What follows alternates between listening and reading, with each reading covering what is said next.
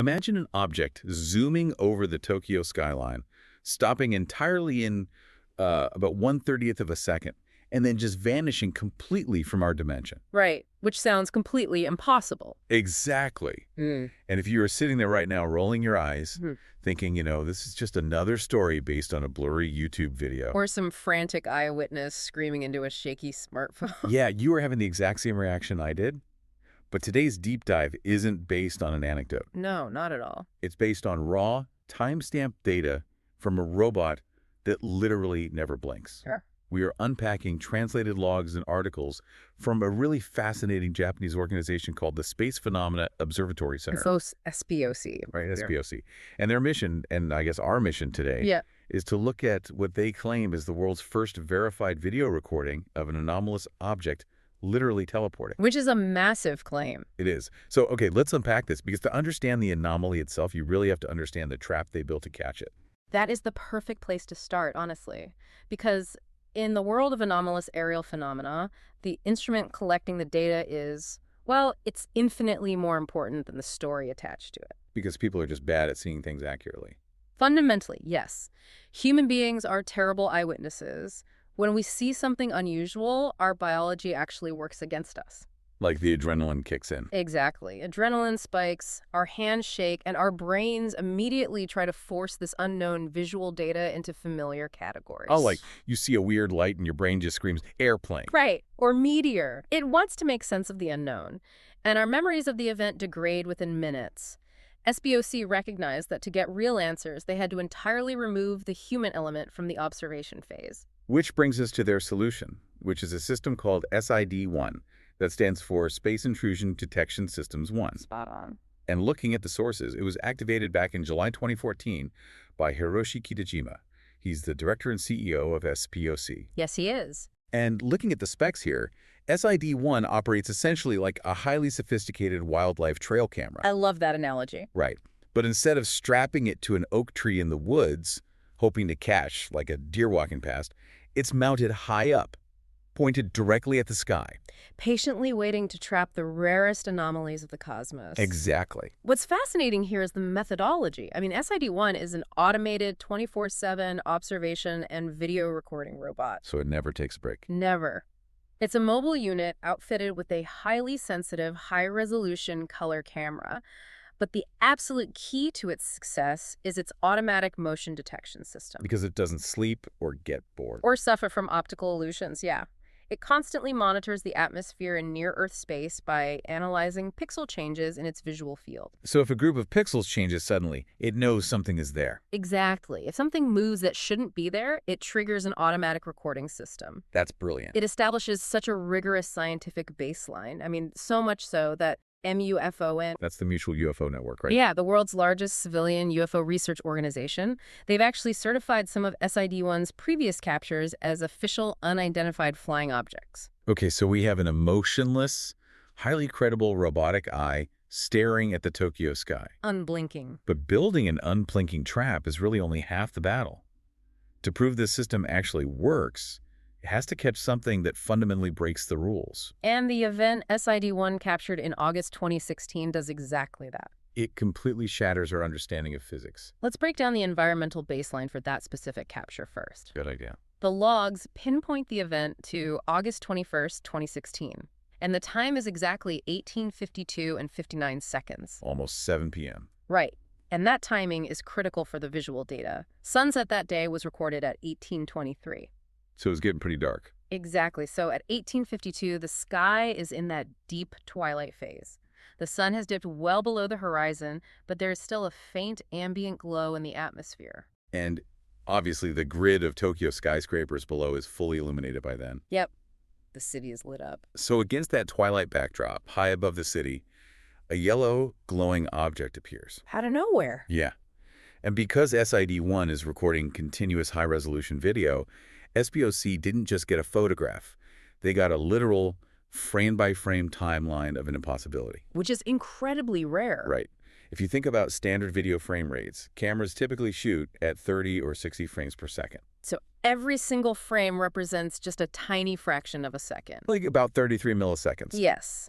And this micro timeline is where our conventional understanding of physical momentum completely breaks down. Walk us through it. So according to the data, at frame 5, the object is clearly visible in the sky. Okay. But just 3 frames later, at frame 8. Which is roughly 1/10 of a second later. Exactly. At frame 8, it begins to disappear. And then frame 12, it reappears entirely. All right. So it's essentially flickering in and out of the visual spectrum. It is. And it holds its position after reappearing until frame 30.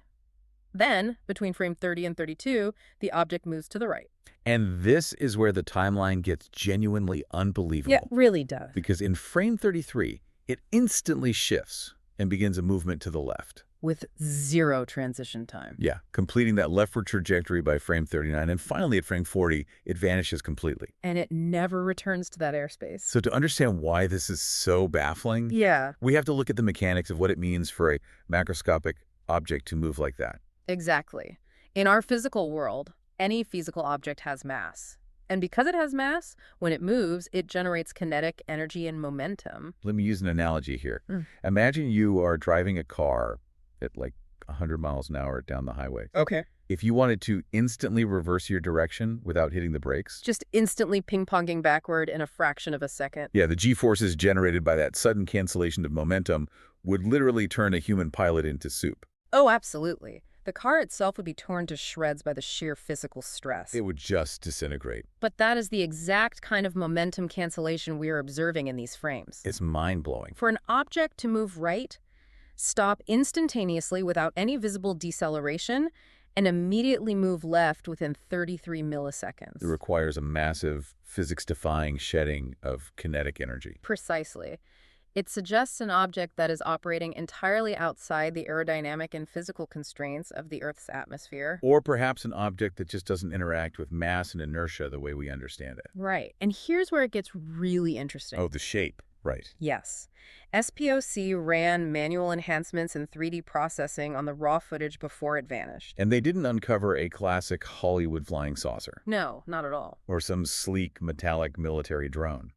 The source describes the object as having a rounded, streamlined aerodynamic shape resembling a kagami mochi. A kagami mochi, for context, is a traditional Japanese New Year decoration. It's made of 2 round, tiered rice cakes, right? Exactly, where a smaller round cake sits directly on top of a larger one. It's just such a wonderfully specific, culturally grounded description. It really is. It's so far removed from the CGI spaceships you see in sci-fi blockbusters. Which, ironically, lends it a strange kind of authenticity. It really does. But, you know, if you are listening to this right now, I know exactly what your brain is doing because mine did the exact same thing. You're trying to debunk it. Oh, absolutely. You're screaming, come on, it's Tokyo! Yeah. It was a runaway weather balloon caught in a weird draft. Or a helicopter, or just a glitch on the camera lens. Exactly.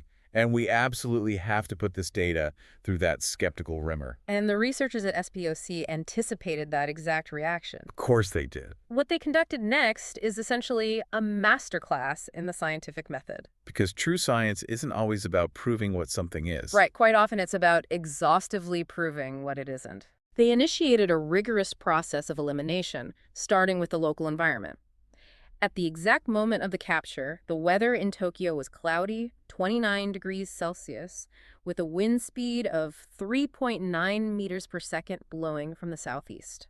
Which instantly kills the balloon theory. Completely. Because if you have a weather balloon or a stray party balloon floating over the city, it is a slave to the air currents. It has to go with the wind. But the logs explicitly state the object's darting right-to-left movement did not match the southeast wind direction at all. So balloons are eliminated. What about natural atmospheric anomalies, like ball lightning? They investigated that. Ball lightning is a rare, unexplained phenomenon that produces glowing spherical orbs of light. Okay, so maybe it was that. Well, for ball lightning to form, you need highly specific atmospheric conditions. Like what? Typically a severe thunderstorm or the presence of high-voltage power lines creating massive electrical ionization in the air. And there were no storms in Tokyo that evening. None. Plus, based on the pixel analysis, the object was far too large and geometrically stable to fit the erratic, short-lived profile of plasma or ball lightning. so we can confidently rule out the weather. But what about human traffic? I mean, Tokyo is one of the most densely populated airspaces on the planet. SPOC pulled a wide range of official commercial and private flight records for that precise time and location. Yeah. The airspace in that specific vector was entirely empty. Wow. There were 0 helicopters, commercial flights, or light planes in the vicinity that matched the object's altitude and position. Okay, I have to step in and push back hard here because there's an obvious blind spot. Go for it. We are assuming the anomaly is actually an object in the sky. Right. But if I'm filming a bright city skyline at night through a window, or even just pointing a camera at streetlights, the slightest movement of my hand makes the lights look like they are darting around. The camera shake effect. Yes. What if this is just a mechanical glitch with SID-1's robotic mount? So the camera shakes, and a totally mundane, distant light looks like it's teleporting. Exactly. Or what if it's a reflection on the glass of the lens itself? That is the most logical counterargument, and the source material actually addresses it using the data within the frame itself. Oh, really? How? It all comes down to the background reference points. In the video, the background skyscrapers and their hundreds of illuminated windows are perfectly statically still. I see. If the SID-1 camera mount had experienced a mechanical vibration or a physical shake, the entire skyline would have shifted in the frame simultaneously with the glowing object. Because the buildings remain perfectly fixed, it proves the lens itself never moved. Exactly. The movement was entirely isolated to the object. Okay, but what about optical illusions like lens flares? Optical physics rules those out as well. Let's look at what photographers call halation. What's that? Halation is that glowing halo effect or light scattering you sometimes see around incredibly bright light sources spreading beyond its proper boundaries within the camera's sensor. But for halation or a severe lens flare to occur, you need a massive, overpowering light source in the frame, like the direct sun. But the sun had been down for half an hour. Precisely. There was no strong light source to cause a lens flare. That makes sense. Furthermore, they analyzed the light properties of the object itself and found its luminance and color profile were entirely different from the ambient city lights below. Which completely rules out a reflection from the skyscrapers. Exactly. And because the weather data confirmed there was no rain, fog, or smoke in the air, they could rule out any atmospheric reflections or light refraction occurring near the lens. You know, SPOC even took the extra step of running this footage against their massive database of identified flying objects. Yes. I love that. I know, right? I love that they maintain an entire catalog of mundane things just to weed out the noise. It's so necessary. They compared it to known drones, birds reflecting city light, atmospheric tricks, and they found 0 matches. Every earthly explanation, from a gust of wind to optical halation, was mathematically crossed off the list. But what if, and I hate to be the skeptic here, what if it's just CGI? Someone messing with the video? The source material is firmly adamant on the subject of digital tampering. They checked for that. Yes. The logs state clearly that there was no synthesis, editing, or manipulation of the image. It is raw, verified data extracted directly from their automated system. Wow. Which brings us to a profound scientific crossroads. Yeah. This raises an important question.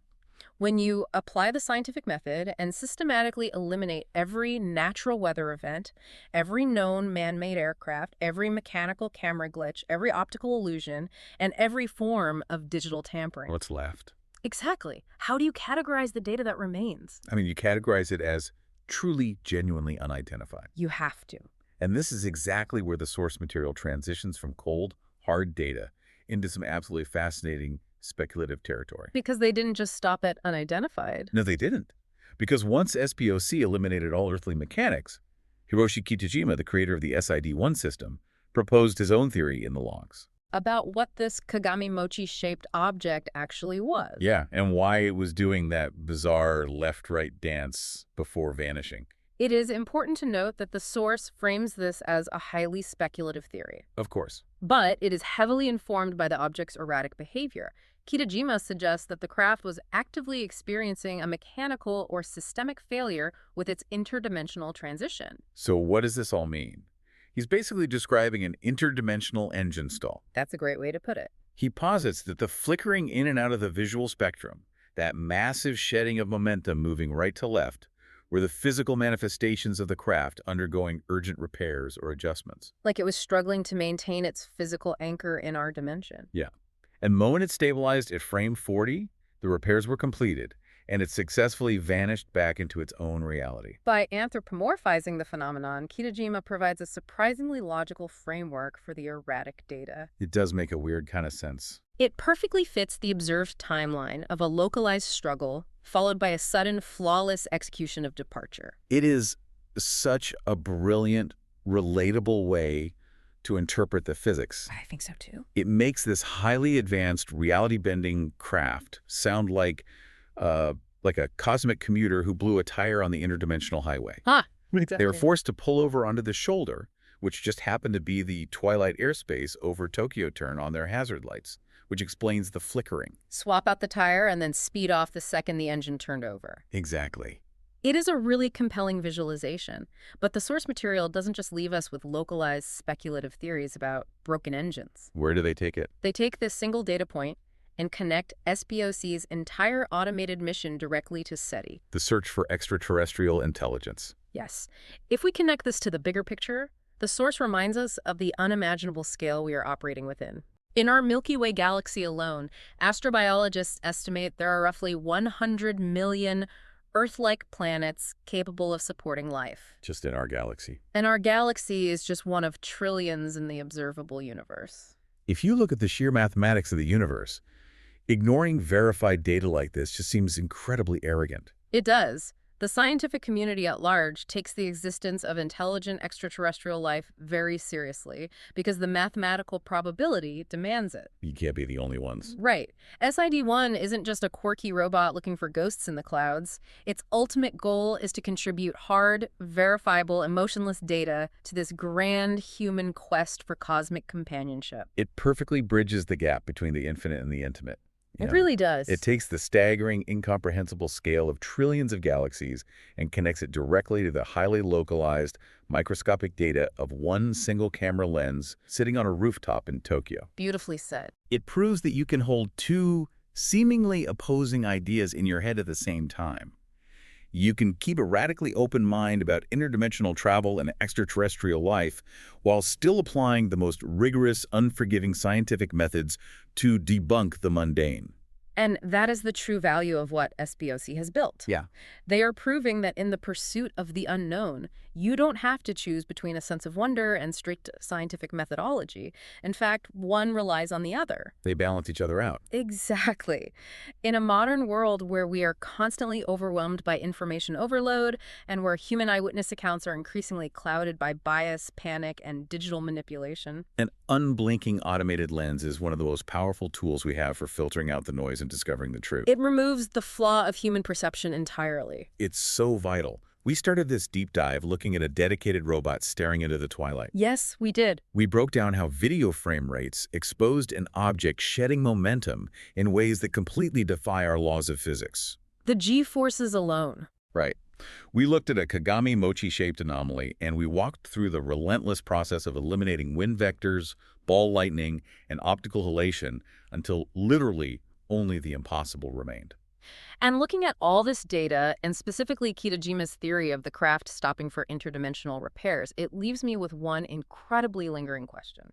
What's that? Well, if that theory holds true, that this craft was forced to drop into our visible dimensions simply to fix a failing engine or stabilize its transition, why did it stop here? Oh, wow.